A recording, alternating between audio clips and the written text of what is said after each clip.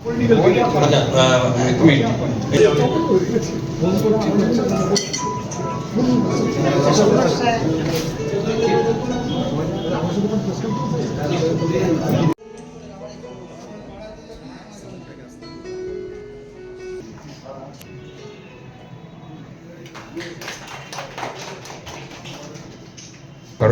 আজকের প্রজন্মকে খেলার মধ্যে ফিরিয়ে আনতে গেলে, ইন্টারেস্ট আনতে গেলে সামথিং নতুন আনতে হবে। যখন 2008 সালে প্রথম আইপিএল শুরু হয় তখন অনেকের মধ্যেই কোয়েশ্চেন মার্ক ছিল যে আইপিএল ভারত ক্রিকেটকে কোথায় নিয়ে যাবে।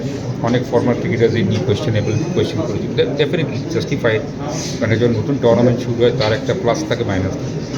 আর আজকে ইন্ডিয়ান ক্রিকেট যে জায়গায় আছে সেটা কিন্তু আইপিএলে চলে, এবং আজকে যে আবার টেস্ট ম্যাচে লোক ফিরে এসছে মাঠে তার একটাই কারণ হচ্ছে দিনে 350 রান হচ্ছে এবং লাস্ট ডেতে 373 চেস করে ইংল্যান্ড ম্যাচ জিতছে, 7টা সেঞ্চুরি হচ্ছে। তারপরে কিন্তু প্রতিটা টেস্ট ম্যাচ রেজাল্ট ওরিয়েন্টেড হচ্ছে। So this are all the plus points of this আমার মনে হয় আইপিএল অ্যান্ড ওভারঅল ওয়ার্ল্ডে যেখানে T20 ফরম্যাট খেলা হচ্ছে, নতুন ফরম্যাট এসছে, লোকে এনজয় করছে, প্লেয়ার্সরা এনজয় করছে, প্লেয়ার্সরা বেনিফিট করছে।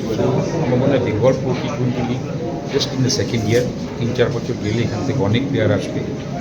বিভিন্ন আইপিএল টিমের স্পটাররা এখানে আসছে প্লেয়ারদের আইডেন্টিফাই করতে। এখানে মাঠে দর্শক 10,000 এলো কি 2,000 এলো, that is not so important is Bengal players will be benefited, Bengal players will grow up, Bengal cricket will grow up. That is very important.